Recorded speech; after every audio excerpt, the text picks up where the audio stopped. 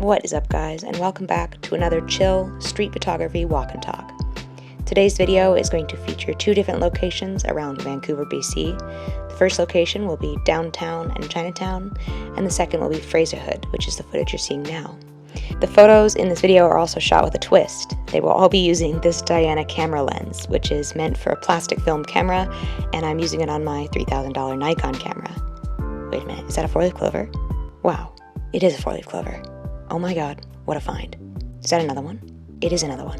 Oh my god, there's so many. I'm overwhelmed. That was distracting. Let's get back to it.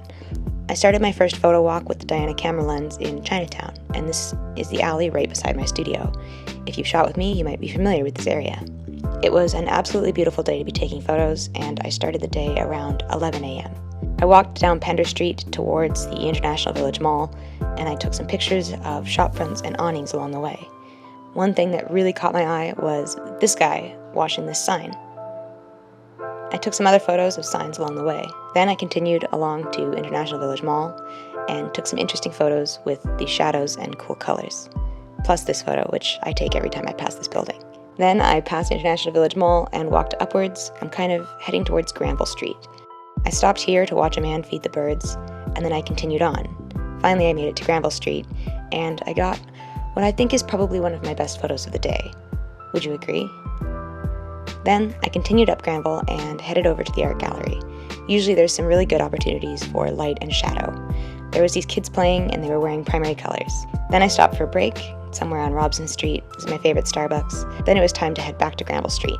I headed back and sure enough, there was a great balance of light and shadow, and I waited here for quite a long time to get the perfect person walking through at the perfect angle.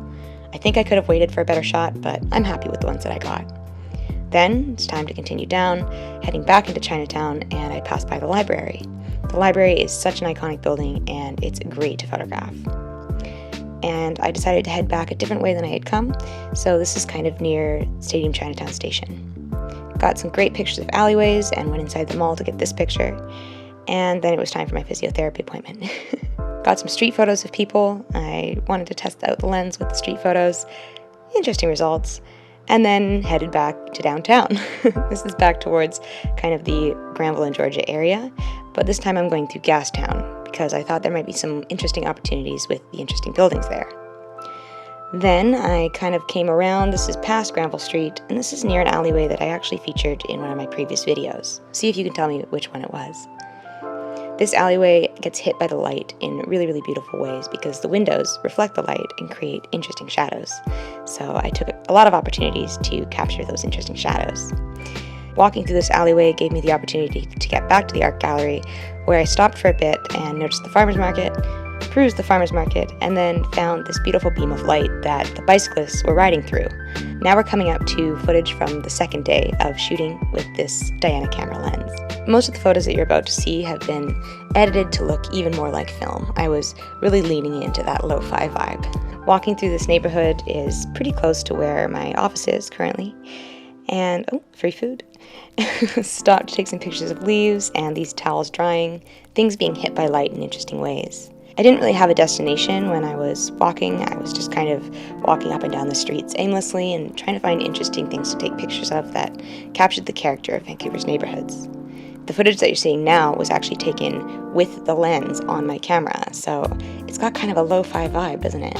I think I'm going to use that effect again in the future. I'm not sure where. And some of these photos I've taken before, but I wanted to recapture them with this interesting lens on my camera, so here's a few of my favorites, this one in particular.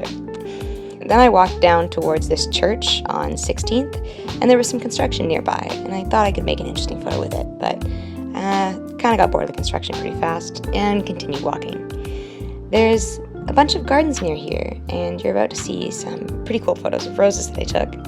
But across the street, there's a community garden, and I took the opportunity to get some beautiful footage with the Diana camera lens on my camera, and I think it's got, again, a very cool lo-fi vibe. There's actually somebody watering the garden, and I didn't realize that, and straight up just took a video of them watering, and they were definitely looking at me the whole time, but I didn't notice.